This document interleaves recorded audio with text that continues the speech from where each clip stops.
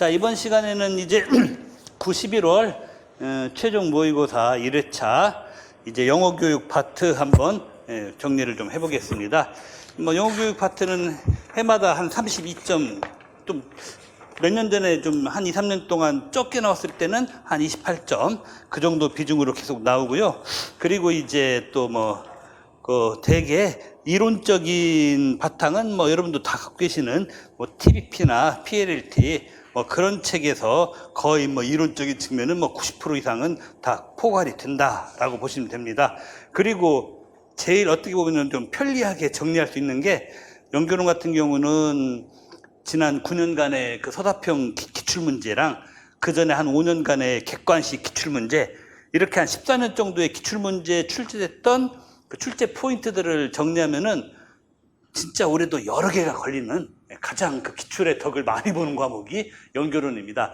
영어학도 말로는 그런 측면이 있다고 하는데 좀 달라요. 왜냐면은 구체적인 데이터가 바뀌어서 출제되면은 수험생들 보기에 뭔가 좀 달라진 느낌이 훨씬 많이 들어요, 영어학은. 그래서 상대적으로 기출을 돌려서 직접적으로 이득되는 측면이 연결론보다는 좀 많이 적은 게 영어학. 그건 어쩔 수 없는 현실입니다.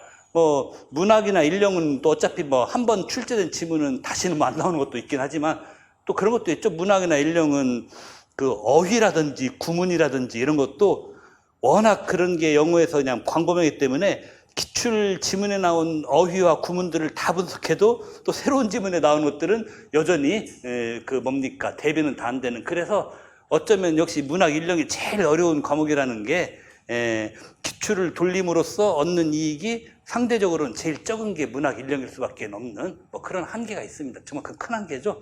더군다나 지문과 디렉션의 난이도나 방향성 이런 것조차도 말하면 또 연결론이나 이런 거에 비해서는 그렇게 많은 이익을 주지는 못하는 기출 분석이 그게 일단 문학 인령이긴 하죠. 근데 이 시간에는 이제 영어 교육론 상대적으로 그런 면에서는 매우 착한 과목이니까 한번 같이 정리를 해보겠습니다.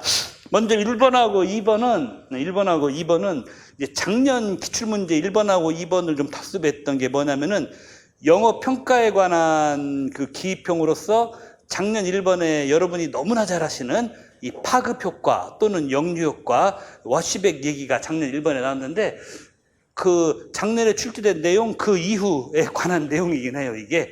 그런데 해설제도 제가 써놨지만은 이런 지문은 연결론 지문이 가끔 그런 게 있는데 기출에 나왔다고 해서 그걸 이론 포인트로 잡아서 달달달 외워야 되는 그게 아닌 경우도 있습니다. 어떤 것은 기출에 나왔지만 굳이 영어 교육론에 관한 기출이라고 보기는 참으로 애매한 것도 있어요. 예를 들어서 5년 전에 그 거꾸로 학습, 플립트 러닝이 그 기입형 답으로 나왔지만 그건 굳이 영어 교육에 관한 얘기라고 할 수 없습니다. 그냥 교육 일반에서 어떻게 보면은 교육 쪽에 안 계신 분들도 요새는 많이 알고 있는, 제가 아는 분 중에서는 무려 서울대 철학과를 나오신 분인데도 거꾸로 학습이 돼서 사법대 출신보다 더 빠삭하게 알고 있는 분도 계시고 그 정도예요. 이게 나이도 많으신 분이 더군다나 나이도 한 3년이면 곧 회갑되시는 분인데 물론 그분 과거 경력에는 학원 강사 경력이 국어 영어 학원 강사 경력이 좀 많긴 합니다만 그렇다 손 치더라도 말이죠. 좀 그런 정도입니다.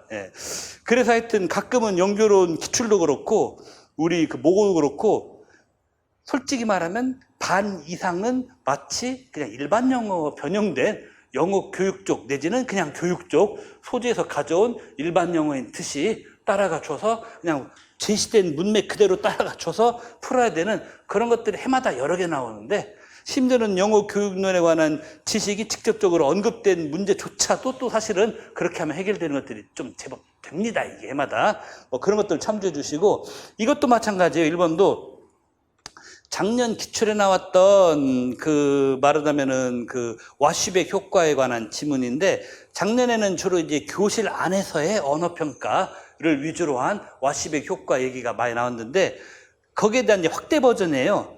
이 워시백 효과라는 게 파급 효과라고 하는 건데 기본은 그거지 않습니까? 워시백 효과라고 하는 것이 시험 결과 우리 인용된 긴 지문에 처음에 나오는 것처럼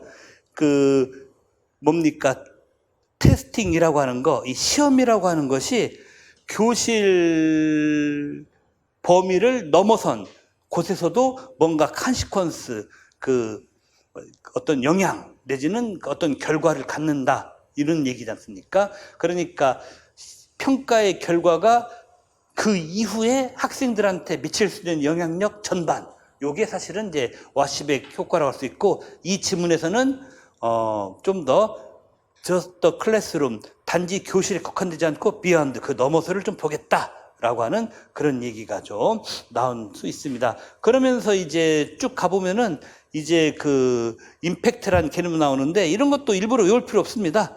어차피 임팩트라는 것도 뭔가 영향을 주는 거잖아요.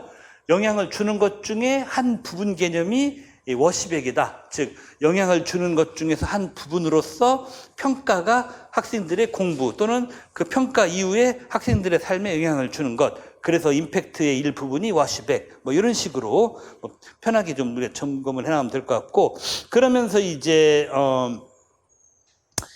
그 밑에서 한 10줄 보면은 그 와시백의 효과가 within society, 말하면 사회 안에서, 단지 이제 교실에서가 아니라 교실을 넘어선 사회 안에서도 학생에게 이제 온갖 영향을 준다, 뭐 이런 얘기가 됩니다. 그러면서 이제 말하자면은 이 지문 끄트머리에 이제 밑에서 한 9째 줄 정도, 8번째 줄, 9번째 줄도 보면은 그 consequential validity라는 말이 있습니다. 이 말이 뭔 말이냐면은 그 결과에 따른 뭐 타당성, 아주 쉽게 얘기하면은 결과로서 주어지는 그 결과에 따른 타당성, 이런 얘기라는 건데, 그 한마디로 그 어떤 특정한 시험을 본 게 단지 교실에서뿐만 아니라 학생들의 이제 교실 밖의 사회생활에서도 그 이후 진로와 관련해서, 삶과 관련해서 온갖 그 긍정적인 또는 부정적인 소셜 컨시퀀스, 사회적 결과, 사회적 영향력을 줄 수 있는 측면이 있다, 뭐 이런 얘기라고 쭉 나오고 있죠.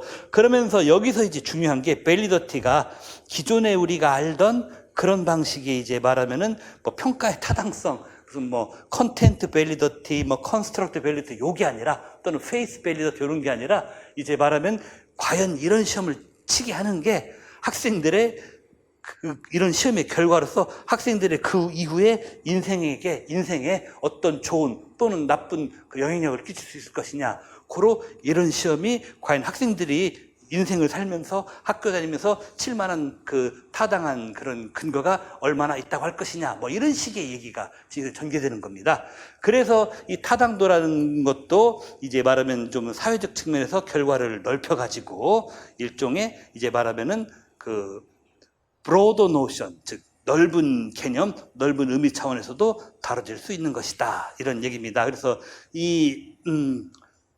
주어진 이 코멘터리 박스에 보시면은 맨 끝에 under the social perspective 하는데, 이 social이란 말이 나왔기 때문에 뭐 social이라든지 뭐 society라든지 이런 말이 언급되는 뭐 그런 대목에서부터 또 좀 본격적으로 봐주시면은 요 답이 좀 더 나오는데, 예를 들어서 그 밑에서 한 9번째 줄 보면은 마이크로 앤 매크로 이펙트 within society 뭐 나오면서 이 대목부터 좀 더 유심히 봐주시면은, 그 밸리더티라는 게 뭐 페이스 밸리더티나 컨텐트, 컨스트럭트 밸리더티 같은 평가 내적인 타당도도 있지만 이 사회생활적 측면에서 이런 것도 있구나라고 하는, 뭐 그래서 이 밸리더티가 브로드하게 쓸 수 있구나, 요거 알 수 있는데, 하여튼 이 문제의 목적은 이런 지식은 외우라고 내어놓는 지식이 아니라 연결론도 절반 이상의 문제가 사실은 주어진 지문의 흐름을 쫓아가면은 그냥 답 나온다라는, 사실 그 취지예요. 딱 그 취지입니다. 1번은.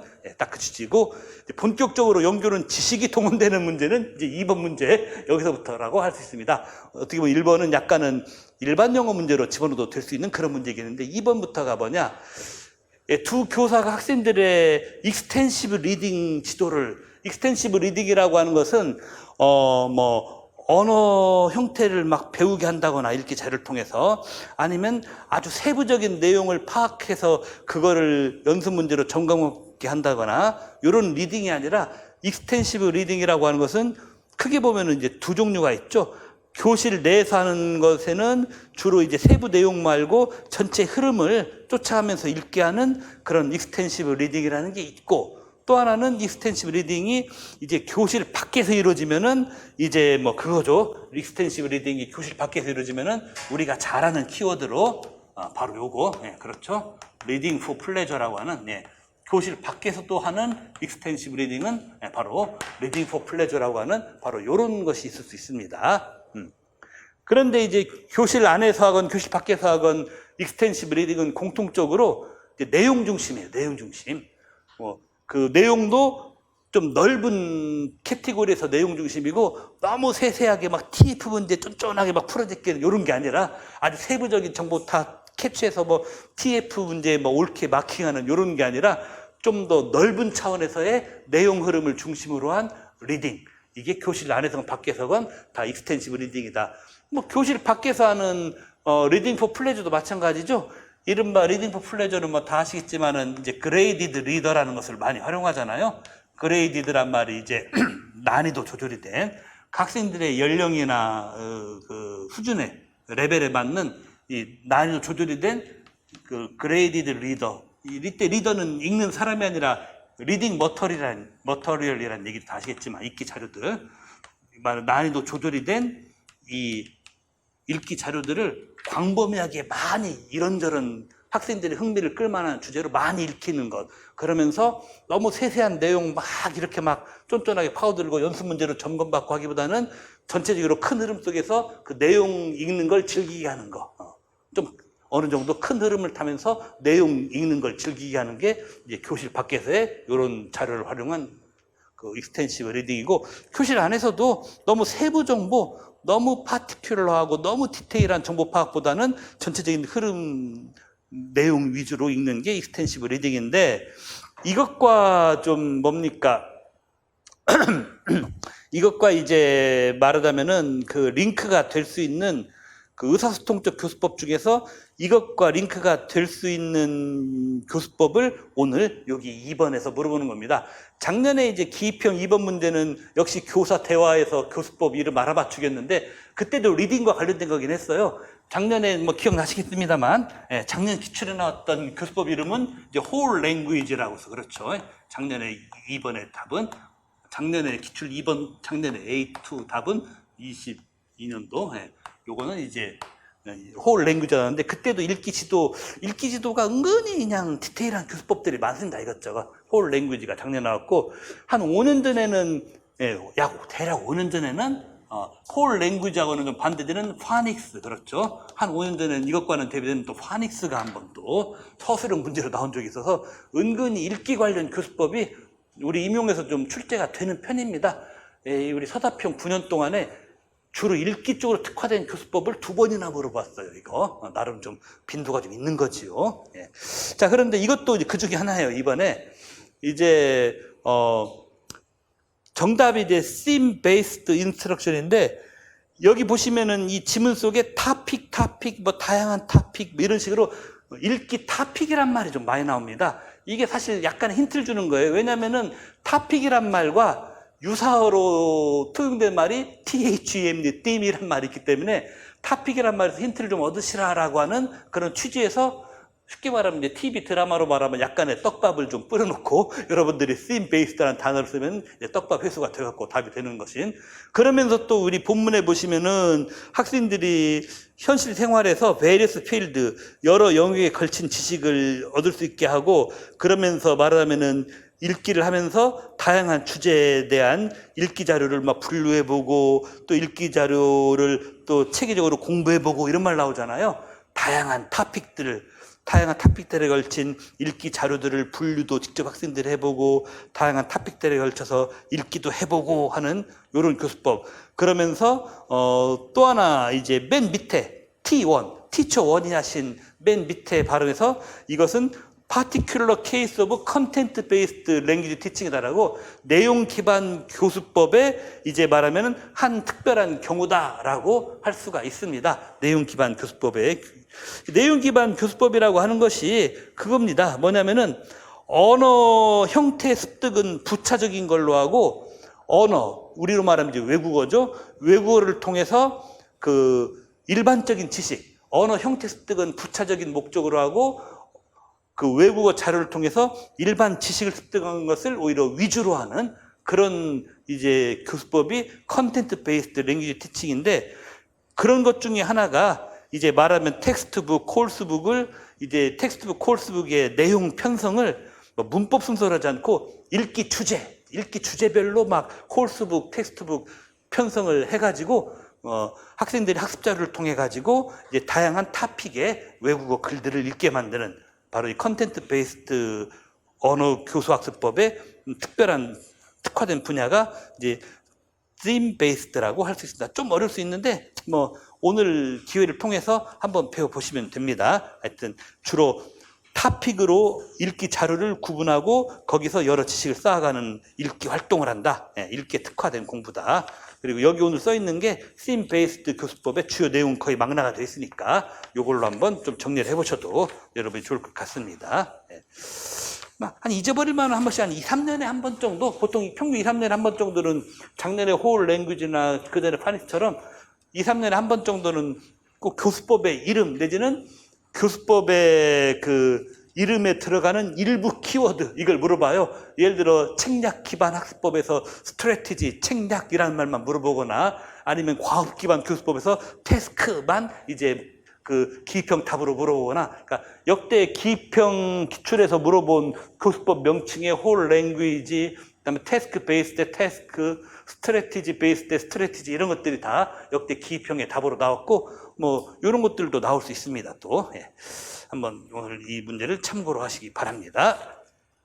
자, 그리고 이제 A형에서는 8번, 9번, 10번 요 시리즈가 쭈르르 요 시리즈가 이제 그 이번 회차 연결론의 서술형 문제다라고 할 수 있는데, 요 8번 문제는 본문 A에 나와 있는 니즈 어널리시스에서 학습자 요구 분석이죠. 학습자 요구 분석에서 학습자 요구를 뭡니까? 그 오브젝티브, 서브젝티브로 나눈 것은 요건 TBP에 우리가 누구나 다 갖고 있고 한 번은 봤을 이 TBP의 근거에서 TBP 보면은 그 뭡니까? 실러버스 디자인하고 레슨 플래닝하는 그런 챕터 있지 않습니까? TBP 전반부 넘어가기 직전에 있는 챕터로 중간 좀 직전에 있는 챕터, 거기에 뭐 교수 요목 설계, 뭐 수업 설계 그런 챕터 있잖아요. 거기에 보면은 본격적인 레슨 플래닝에 앞서서 학습자들의 그 학습 요구를 분석해야 된다라는 그런 섹션이 있어요. 그 TBP의 그 섹션에 나오는 게 학습자들의 요구 분석을 하시긴 하시는데, 선생님들이 학습자 요구에 오브젝티브한 게 있고 서브젝티브한 게 있다라고 뭐 한 반 페이지 정도, 반 페이지 좀 넘게 좀 나옵니다. 그러니까 아주 적은 게 아니에요. 단일한 요점으로 반 페이지 넘게 나오니까 마냥 적은 게 아니고 약간 볼딩으로 굵은 글씨 제목도 좀 있습니다. 근데 그 사람들이 TBP 공부하다 보면은 그 챕터가 은근히 약간 블랙홀이에요. 그 챕터가 은근히 잘 안 읽히고 바로 그 챕터 지나서 읽기, 쓰기, 듣기, 말하기, 문법 제대로 바로 점프하는 일도 많고 해가지고 은근히 그 챕터가 좀 블랙홀인데, 그 TBP에서 이미 몇 년 전에 그 수업 설계해가지고 집행할 때까지의 그 흐름도 같은 거 TBP에 있는 그 도표 그대로 나온 적도 있고요. 그래서 TBP의 그 실러버스 디자인, 레슨 플래닝 그 챕터를 무시하면 안 됩니다. 거기서 특정한 도표도 그대로 거의 나오다시피 있기 때문에 혹여 좀 그 챕터 그 학습이 필요한 분들은 한 번 정도 인터넷 보면은 여러분들 솔직히 PLT나 TBP는 여기저기 온갖 요약본도 네이버, 구글 검색하면 널린 게 굳이 내가 알아더라도 남의 손 빌려서 코 풀기도 얼마든지 할 수 있는 거니까요. 한번 여러분들이 좀 꼭 그렇게라도 보시기 바랍니다. 그리고 그렇게 요약한 요약본들이 별로 틀리지도 않아요. 왜 별로 안 틀리냐면은 대부분 다 TBP에 문구 그대로 따와서 올리기 때문에 틀릴 일도 없습니다. 그래서 TBP에서 실러버스 디자인, 레슨 플래닝 이 챕터는 무시하면 안 된다. 자, 그러면 학습자 요구 분석에서 TBP에서 보면은 오브젝티브한 요구가 있고 서브젝티브한 요구가 있다. 이 부분이 TBP에서 참 좋게 잘 나눴어요. 근데 이 핵심이 뭐냐? 오브젝티브한 것은 주로 교사 중심으로, 교사가 판단하는 것 중심으로 학생의 학습 요구를 분석하는 게 오브젝티브. 그러니까 오브젝티브는 교사의 관점, 쌤들의 관점에서 보시기에, 그러니까 답은 이건 선생님 중심적인 관점입니다. 그럼 서브젝티브는 뭐냐? 이건 학생들의 입장에서 보기에, 이게 가장 큰 겁니다. 그러니까 이게 은연중에 학생들을 살짝 좀 디스하는 선생님들은 오브젝티브, 학생들은 서브젝티브. 근데 서브젝티브를 좋게 해석하면은 뭐 물론 서브젝티브를 주관적 그래가지고 좀 나쁘게 살 수도 있지만 뭐 서브젝티브를 좋게 해석하면 학생들 스스로가 주체적 이렇게 해서 좀 좋게도 해석할 수가 있다. 이렇게 볼 수 있습니다. 주체적이라고 해석할 수도 있죠. 그런데 TBP 자체에도 말이 좀 더 많은 건 서브젝티브예요. 이게 좀 더 미묘하니까. 오브젝티브는 별로 안 많아요. 선생님들의 관점에서 봤을 때 우리 아이들이 뭘 배워야 될 필요가 있는 거지? 라고 하면은 여기 A 본문 1번에도 써 있지만은 크게 보면 제일 많이 보는 게 과거에 애들들 테스트 스코어 보는 거, 이게 제일 많아요. 애들들의 이거 다 TBP 있는 말들이에요. 그대로 영어는 안 베껴왔어요. TBP 영어 너무 길고 재미없어서 다 요약하는 방식, TBP를 요약하는 방식으로 가져오고 내용을 그대로는 안 베껴왔습니다. 근데 오브젝티브 니즈 분석에 보면은 TBP 왈, 애들들 옛날 테스트 성적 보시라. 그러면 우리 애들이 뭐가 부족하고 뭘 더 배워야 되는지. 근데 이 말이 딱히 틀린 말도 아닙니다. 이게 나오고, 그 다음에 또 뭐가 있냐면은, observation이란 말 나오죠? A 지문 1번에 5째 줄. 수업하는 동안에 우리 아이들이 액티비티 참여하는 모습들, 거기서 드러난 장단점 가만히 잘 좀 보셔라 이겁니다. 그러면 이 액티비티 시켜놓고 왔더니 그걸 observing, 관찰하고 왔더니 애들들 요건 매번 액티비티보다 요건 잘하는데 왜 스피킹 액티비티 할 때마다 우리 학교 애들은 이런 대목을 늘 버벅대는가? 이게 늘 보인다 이겁니다. 그러니까 오브젝티브한 니즈 분석의 양대 산맥이 애들들 지난 시험 성적 보는 거랑 액티비티 시켜놓고 관찰할 때 늘 반복적으로 나오는 어떤 공통된 특징이랑 이 두 개 보시면 거의 이거 아주 잘 지적하고 있어요. TBP에서 거의 정확합니다. 그런데 이제 서브젝티브한 거 뭐냐? 애들 스스로의 의견을 좀 더 많이 반영하는 거예요. 그래서 이 과목에 대해서 애들이 갖는 애티튜드, 태도가 뭔지, 어느 정도 흥미를 느끼고 있는지, 그리고 이 과목에서 애들들이 배우고자 하는 학생들 스스로가 갖고 있는 골, 목표는 뭔지, 이런 것들을, 그리고 애들이 얼마나 이 과목에서 모티베이션이 돼 있는지, 모티베이션이 잘 돼 있으면 왜 잘 돼 있고, 또는 왜 우리 학교 영어 시간에 애들들은 다 그냥 이게 팔 이렇게 주무시기만 하는지, 모티베이션이 왜 안 돼 있냐면 안 돼 있는 이유는 뭔지, 이런 것들, 학생들의 말대로 서브젝티브한 주체적인 컨디션즈, 여러 조건들. 그러니까 서브젝티브 니즈라는 것은 학생들의, 이때는 주관이라기보다는 주체적인, 학생들의 주체적인 컨디션즈, 여러 조건들이 지금 우리 학생님들의 주체적인 조건들은 지금 어떻게 되어 있는지 이걸 파헤쳐 보는 겁니다. 그러니까 제일 이 서브젝티브, 애들들의 주체적인 학습 조건, 의욕은 얼마나 있고 이 과목을 대하는 기본 관점은 뭐고 이 과목에서 뭘 배우려고 하는지 학생들의 주체적 조건들 따지는 건데, 이건 물론 TBP에도 보면은 뭐 퀘스천에요, 설문지 돌린단 말도 나오긴 하는데 설문지도 이 주체적 요구 분석에 들어가긴 하지만, 기법에 들어가긴 하지만은 많이 부족해요. 대개는 좀 한 학생마다 시간 좀 오래 끌면서 하는 좀 심층적인 인터뷰를 제일 권장해요. 그래서 그냥 설문지 그냥 문항 몇 개 인쇄한 거 찍 돌리고 그냥 훅 받고 이거 갖고 잘 안 되고, 좀 심층적인 인터뷰를 제일 중시하고, 오늘 문제에서 많이 안 들었지만은 이런 분석에 그 일반적인 교수들만은 부족하니까 이런 쪽 좀 전문가들을 조언도 분석도 들어야 되는 그런 게 있습니다. 자, 근데 이런 것들이 어쨌거나 이 서브젝티브한 요구 분석의 특징이라고 써놨고, 옆에 보면 이 선생님과 이제 진주라는 학생의, 이름이 좋습니다. 진주입니다. 뭔가 있어 보이는 듯한. 근데 이 학생의 이제 말하자면은 그 대화가 나오는데, 여기서 이제 딱 보면은 이제 보통 뭡니까? 서브젝티브란 요구 분석이라는 게 좀 나와요. 왜냐면은 오브젝티브한 요구 분석에서는 이렇게 지리한 대화를 할 일 자체가 별로 없긴 해요. 자, 그런데 이 서브젝티브한 요구 니즈 중에서 어떤 것들이 그 A의 2번 지문에 있는 어떤 요소가 B번 대화에 발견되는가, A번 지문에 있는 요소와 2번에 있는 요소와 A번 대화에 있는 요소를 서로 매칭시키는 그 작업만 하면 되는 겁니다. 그 작업만 하면 되는데, 이제 말하자면은 선생님이 처음에 물어보죠. 너 근데 영어 배우는 거 좋아? 이렇게 물어보잖아요. 근데 이 진주가 하는 말이, 저도 참 영어 재밌었으면 좋겠는데, 위시라고 하니까, 위시란 말은 별로 안 좋다 소리예요. 그랬더니, 위시라, 걱정되네, 위시라, 걱정되네. 문제가 뭔데? 그랬더니 제가 요 4년 전부터 이제 영어 배우기 시작했잖아요. 지금 중1 되니까 초등 4학년 때부터 4년 전부터 배우기 시작했는데 저의 페이버릿한 서브젝트가 아니었어요 라는 이 말이 결국 이 과목에 대한 애티튜드가 드러나는 거죠. 이 과목에 대해서 나는 뭐가 문제인가? 라고 이 학생이 말했을 때 저의 이른바 애정하는 과목이 아니걸랑요. 외국어는, 영어는 이게 쉽게 말하면 이 과목에 대한 기본 애티튜드가 딱 드러난, 아, 그렇구나. 우리 학생들이 이 진주처럼 영어가 애정하는 과목이 아닌 애들이 좀 되는구나. 이런 식으로 이 과목 자체에 대한 태도 분석부터 먼저 들어간다 이겁니다. 자, 그러면서 이제 쭉쭉 나오는 게 영어, 그래? 애정하는 과목이 아니야?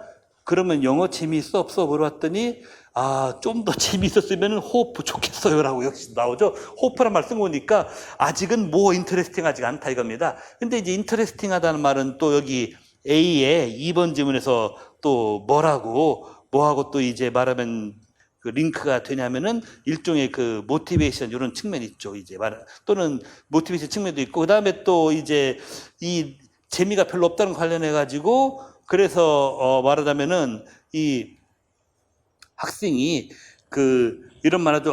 호프 이 말은 인터레스팅 모티베이션 측면이 되지만은 또 뭐냐면은 이 호프란 말은 일명 우리 A의 2번 지문에 보면은 이제 익스펙트하는 거였죠. 익스펙테이션 기대치.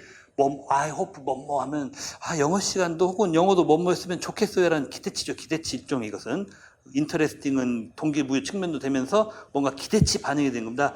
그 영어 시간 말이죠. 좀 재밌는 머터리얼즈나 이런 게 있었으면 좋겠어요. 맨날 지루한 엑서사이즈 이런 거 말고 말이죠. 이렇게 말하면 영어 공부에 대한 뭔가 기대치, 재미없는 연습 문제 그런 거 말고요. 좀 재밌는 것 좀 있는 그런 교과서 없어요라고 하는 이게 원하는 거, 익스펙테이션 기대치, 영어 코र्स에 대해서 기대치 같은 거 이런 게 여기에 쭉 나타나 있다. 좀 재밌는 머터리얼 갖고 좀 해달라. 이게 바로 기대치라고도 여기서 할 수 있겠습니다. 그리고 이제 대화를 읽어보면은 이 A의 2번 지문 후반부에 나오는 goal이라든지 이런 건 아직 안 나오죠. 그리고 랭귀지 스킬 중에서 읽기, 듣기, 쓰기, 말하기 뭐가 관심사냐 이런 건 아직 안 나오니까 안 나오는 것은 답이 안 되는 겁니다. 예. 하여튼 hope라는 말에서 여기서 이제 기대치다. 모티베이션 되면서 거기까지로만 답이 딱 끊어지는 그런 문제가 되겠습니다. 자, 그 다음에 이제 9번 가봅시다. 9번 가보면은 어느 고등학교에서 이제 말하자면은 애들들이 좋아하는 이 좋은 교과서의 조건이 뭔가, 그래서 애들들에게 제일 관심 끄는 게 뭔가, 리콰이어먼트, 조건에 대한 설문조사를 해봤습니다. 그래서 A 지문에 보면은 애들이 좋아하는 좋은 교과서의 리콰이어먼트, 조건들이 뭔가 했을 때, 총 100명이 투표를 해서 많이 나온 것대로 서열을 정해봤어요. 그랬더니 제일 많이 나온 게, 우리가 지금 하이스쿨 고등학생 아니냐. 고등학생인데 솔직히 이제 어렵다 영어도 수학 다음으로 이제 과포자들이 많고 수포자 다음에 과포자, 영포자 이런 수준으로 많다고 하는데 어쨌거나 포기자 서열 3위입니다. 영어가 그래도 수학 다음에 과학. 근데 공식적으로는 2등이에요. 영어가. 과포자는 좀 적습니다. 왜냐면은 고등학교 때 이제 문과로 지금 이제 문과가 없었다는데 옛날 같으면 문과로 가버려서 과학 자체를 빠이빠이 하는 일이 많아서 그래서 과포자가 적어요. 만약에 우리 어릴 때는 이러면 제 연식이 나오는데 우리 어릴 때 안 그랬어요. 우리 어릴 때는 문과도 이과생들의 거의 한 60%만큼 과학을 의무적으로 다 배웠습니다. 우리 때는 또 과학, 특히 화학 같은 거 많았죠. 과포자들. 어쨌거나 이제 말하면은 이제 영어가 이제 어렵다, 디피컬티가 있다. 그럴 때 디피컬티를 태클링할 수 있는 택틱. 이 택틱스란 말이 은근히 이제 이건 인포멀한 말로 애들들에게 설문조사할 때 택틱인데 이 옆에 이제 B번, B번 지문으로 넘으면 여기 좀 공식적인 용어들입니다. A번은 조금 인포멀한 용어로 애들 의견 물어봤고 B번에서는 이제 교과서 평가위원회가 한 것이기 때문에 좀 공식적인 키워드가 나오는데 애들은 디피컬티를 다룰 수 있는 택틱, 그런 기술들, 전략들이 필요하다 이랬는데 어려움을 다룰 수 있는 테크닉할 수 있는 택틱을 한마디로 말하면은 이 B번 표에서 말하면은 5번 항목에 있는 이게 바로 스트래티지다 이런 얘기죠. 그러니까 디피컬티를 태클링할 수 있는 택틱스, 이 A 지문에 나온 거, A 지문 1위에 나온 그거가 B 지문 표 5번 칸에 나온 스트래티지다. 바로 그런 얘기로 이렇게 이제 링크를 해가지고 서로 풀어준다. 이런 얘기입니다. 그렇게 풀어주면 되고요. 아무래도 하이스쿨이다 보니까 이게 좀 많아요, 애들이. 아, 이제 쌤, 우리도 고등학생 아닙니까? 이제 영어도 진도가 나갈수록 수학 못지않게 어려워요. 뭐 이렇게 하면서 좀 어려운 거 좀 도와줄 수 있는 그런 비법 같은 거 좀 교과서에 좀 수록해주면 안 됩니까? 뭐 이런 식으로. 예, 그런 거 좀. 그 다음에 이제 애들이 넘버 2로 뽑은 게 그 교과서에 있는 이 주제들, 요게, 우리를, 여기는 이제 말하면 모티베이팅이라는 말이 오히려 A에 나왔습니다. 모티베이션을 좀 줬으면 좋겠다. 이게 2위죠. 그러면 여기 B번 표에서, B번 채점표에서, 교과서위원회 채점표에서 모티베이션에 관련된 항목을 찾아라, 이런 얘기입니다. 다른 것보다는 4번에 보니까, 이 타픽이 인터레스팅하냐. 그러니까 A에서는 THEMD, 띠임이라고 했던 것을, 이거 아까 나왔던 문제하고도 좀 겹치죠? 이 B에서는 타픽이라고 바꿔치기 하고, 그리고 인터레스팅한 것은 이 모티베이션에 관련이 많이 되니까, 이렇게 또 링크가 되고, 그래서 이렇게 말하면은 이 4번, 5번, 그렇죠. A번의 1, 2위 항목이 B에서는 4번, 5번 항목, 그렇죠. 그래서 B에서의 4번, 5번 항목에서 더 많은 점수를 받은 애가 뭐냐 할 때 텍스트북 2가 더 많은 점수를 받았다. 두 항목 다. 15대 9로 이기고, 뭐, 또 하나는 예를 들어서 9대 6으로 이기고 해서, B가 그래서 이 두 개 다 이기고 있다. 이렇게 말하면 되겠습니다. 그리고 요게 이제 이 교과서에 대한 평가, 이 언어 교육 관련 평가에서 언어 교과서에 대한 평가 문제가 꽤나 많이 나왔습니다. 객관 시절에는 이런 표로 해서 만든 게 2번 나왔고요. 그 다음에 우리 서답형으로 바뀐 다음에도 한 8년 전에 한 번 또 나왔고요. 그래서 객관식 2번, 서답형 1번. 그래서 표를 그려놓고, 크리테리어, 평가표를 그려놓고 교과서를 평가하는 것은 서답형 1번, 객관식 2번에서 최근 14년간 기출에 무려 3번 나온, 다만 아주 최근에만 안 나올 뿐인, 그러나 중요한 거. 그래놓고 용어가 좀 나름 습득하고 넘어가려고 했는데, 이 웨이트, 여기서는 WT로 줄여 쓰는 웨이트라는 게 있어요. 이게 보면은 또 우리 시험지도 설명은 나와 있죠. 근데 매우 어려운 말로 통계학 용어로 설명이 풀어져 있는데, 한마디로 웨이트를 말하면 가중치예요, 가중치. 어떤 점수를 흔히 말하는 원점수로만, 이 교과서 평가할 때도 항목별로 점수 매기잖아요. 원점수로만 평가하는 게 아니라 가중치를 붙여서 점수 매기는, 이 가중치가 웨이트다. 그러니까 가중치가 2짜리, 1짜리, 2짜리, 3짜리, 2짜리, 3짜리인데 재밌냐, 인터레스팅하냐 이 분야랑, 그 다음에 애들에게 학습 책략 훈련을 시키냐 이 분야만 가중치가 유독 높죠. 3으로 제일 높습니다. 그래가지고 다른 것보다도 똑같은 원점수가 나오더라도 이쪽 분야의 점수가 가중치가 높아서 더 많이 반영되게 돼 있는. 그래서 여러분 그 각 교과서별로 최종 점수는 가중치 더하기 SC 스코어, 가중치 곱하기 스코어 한 게 이게 최종 점수입니다. 그런데 이 최종 점수가 이제 말하면은 이 책략 사용 분야가 교과서 2에서 말하자면은 무려 3 곱하기 5, 15점이나 돼가지고 역시 고등학생용답게 영어도 이제 수학담을 어려우니까 이런 게 필요하구나, 뭐 이렇게 우리가 생각할 수가 있겠죠. 하여튼 이 웨이트라는 개념이 가중치 개념인데, 이 가중치 개념은 이렇게 크리테리어 표 그려놓고 이 기출문제로 물어본 게 3번이나 있었다고 했지 않습니까? 3번의 출제 중에 2번이나 나온 용어예요. 이게 가중치라는 개념이, 웨이트라는 용어가. 이렇게 표 그려놓고 교과서 평가하는 기출에 3번 나온 것 중에 2번이나 나온 용어인데, 첫 번째 기출은 이제 2009년에 나왔는데, 그때는 웨이트라는 용어만 툭 던져놓고 용어 설명했었어요. 그래서 수험생들이 엄청 불만이 폭발했습니다. 평가원 게시판에 욕 써놓고 난리 났어요. 그래서 한 5년인가 4년 지나서 또 나왔을 때는 웨이트 개념 설명을 해주더라고요. 그 다음에 이제 그때 말하면 욕먹은 기억이 그대로 있는 거예요, 평가원에도. 참 그게. 그래서 혹시나 그때 2번째로 웨이트 개념 들어가는 이 교과서 이밸류에이팅 출제한 교수가 동일 인물이 아닌가 의구심이 들었어요. 저는 왜 그러냐면은 그 두 문제 사이 격차가 4년 격차인데, 한 번 문제 출제할 때 그해 출제로 들어오는 이 교수들한테 평가원에서는 공식적으로는 최근 3개년 문제 파일만 줘요. 이 임용심이라는 게 이렇게 생겼으니까 이거 보고 내시라고.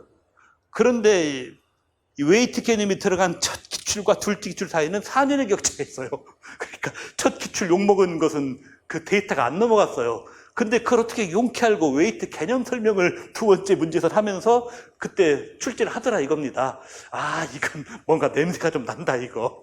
아무래도, 분명히 그 해에 들어온 출제 교수들한테는 그 웨이트 단어만 써 있고 개념 설명 없는 기출 파일이 안 넘어갔을 텐데, 그거 어떻게 알고 개념 설명 써놨지? 이거 분명히 한참 지나서 똑같은 교수 또 들어가는 거 외에는 다른 설명이 안 된다. 딱 그래서 티가 나는 뭐 그게 있었죠. 자, 뭐 그건 그렇고, 예. 아유, 근데 최근에는 이 문학 쪽, 제발 좀 그 현대 미국 문학 전공하신 그 뭐 교수분, 그 미국 내 소수 집단 문학 전공하신 그분, 그 희곡 이상하게 되신 그분, 제발 올해는 좀 쉬셨으면 하는 바람이, 저도 좀 바랍니다, 진짜. 우리 수험생들 너무 고달파요, 솔직히. 아, 자, 그건 그렇고, 이제 10번 봅시다. 10번은 이제 작년 기출문제 살짝 변형 응용입니다. 변형 응용이에요, 작년 기출문제. 작년 기출에서 그림 2개만 따오고 나머지 다 바꿨어요. 사람 둘 그리는 그림하고 맨 끝에 있는 그림 빼놓고는, 우리 집에 컴퓨터에서는 작년 기출에서 가져온 그림 2개, 제 컴퓨터 모니터는 되게 선명해 보였는데, 학원 인쇄물에서는 또 뿌옇게, 마음 아프게 시리 하트 그림마저도 뿌옇게 이렇게 되네.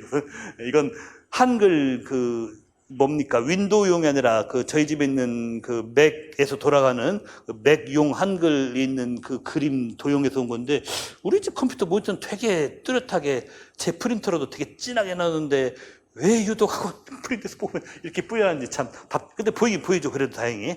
자, 이게 뭐냐?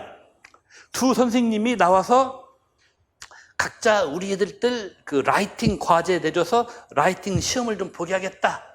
각자 우리 애들, 자기 학생들 라이팅 시험 보게 할 계획 얘기. 각 선생님별로 우리 애들은 뭐뭐뭐를 하는 라이팅 시험을 보게 하겠다. 또 우리 애들은 뭐뭐뭐를 하는 라이팅 시험 보겠다. 그 계획을 말씀하시고, 그리고 시험 샘플이 이제 3개가 딱 나옵니다. 첫 번째 선생님 보시면은, 이게 첫 번째 선생님 보시면은 우리 학생들은 좀 숙달이 된 것 같긴 하다. 인트라 센텐셜 레벨에서는, 인트라가 내부죠. 문장 내부에서 쓰게 한다는 것은 한마디로 한 문장 쓰는 걸 말해요. 인트라 센텐셜 레벨에서 쓰게 한다는 것은 문장 하나하나 쓰는 거. 쓰기 시험을 문장 1개 단위로 쓰기 시험 보면 그것까지는 잘한다. 지금 이 소리입니다, 이게. 예.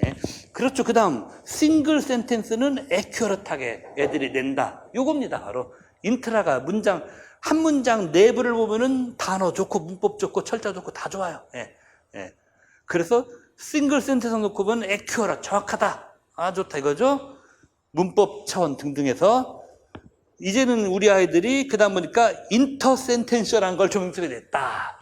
자, 인터센텐셜이 뭐냐면은 일명 디스코스 차원에서, 인터센텐셜, 일명 담화 차원, 디스코스 레벨에서, 인터센텐셜이 일명 디스코스 레벨에서 애들들 뭐 좀 시키겠다 이 소리입니다. 인터가 뭐뭐와 뭐뭐 사이잖아요. 문장들과 문장들 사이에서, 문장과 문장 사이에서니까, 문장과 문장 사이에서 디스코스 레벨에서 이제 한다는 걸. 문장과 문장, 즉 여러 문장 합치기가 디스코스입니다. 디스코스란 무엇인가? 가끔 이제 영어 교육론 문제에서 가끔 나오죠. 몇 년에 한 번 정도. 디스코스란 말은 사전적 정의가 그래요. 디스코스란 뭔가 했을 때 싱글 토픽, 하나의 주제 하에 1개 이상의 문장이 연결되어 있는 거. 싱글 토픽하에 1개 이상의 문장이 계속 연결되어 있는 게 디스코스다. 가장 단순 문식한 데피니션이지만 가장 정확한 데피니션이에요. 디스코스란 무엇인가.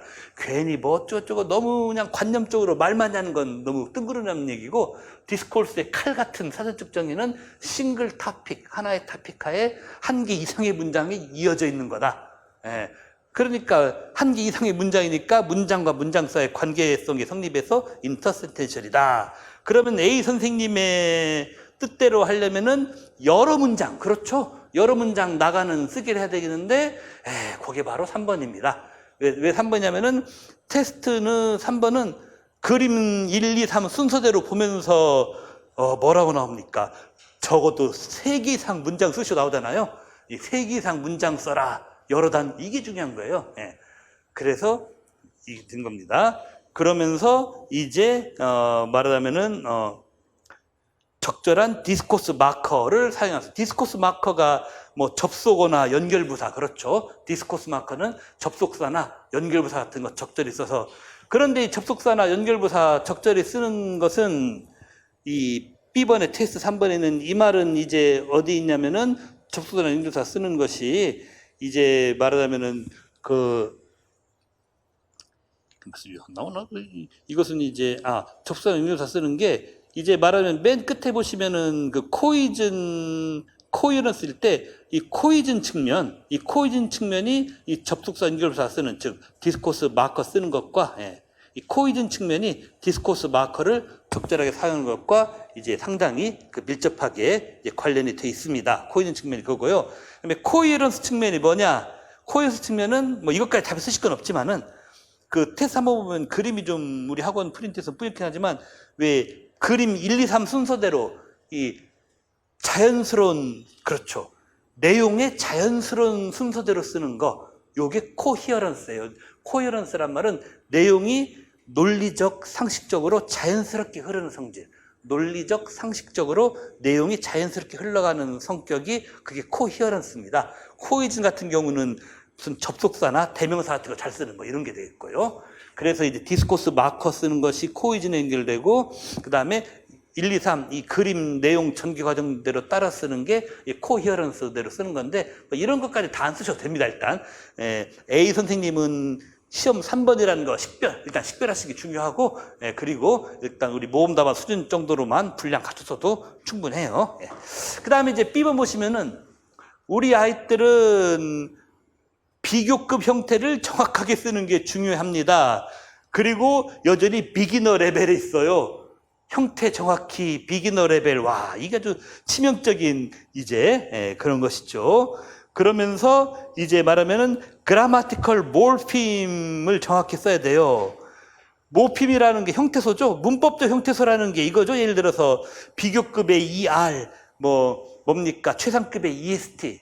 그래서 그라마티컬 몰핌이라고 하는 거예요. 티처 B가 말씀하신 것 중에 그라마티컬 몰핌에는 비교급을 나타내는 ER, 최상급을 나타내는 EST, 이런 게 그라마티컬 몰핌이거든요.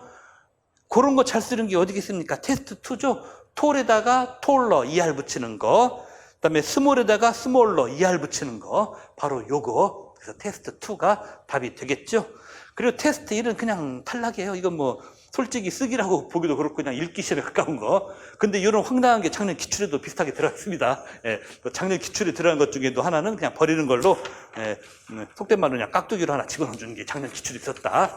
이런 얘기입니다. 근데 오늘 요 10번 문제는 기출을 약간 가져오긴 했는데, 기출이 없었던 코헤런스, 코이전, 디스코스 마커, 인터센텐셜, 이런 작년 기출에는 없던 키워드도 많이 넣었으니까요. 이런 것들을 여러분이 추가적으로 공부를 해 놓으시기 바랍니다. 자, 그래서 이제 A형 설명 끝났고, 필름만 바꾸고요. 바로 이제 B형 들어갑시다. 원래 약속대로 웬만하면 6시 전에 강의를 끝내는 걸로 해야 되니까. 6시. 자, 그럼 필름 갈아 끼웠으면 촬영팀은 알려주시고요.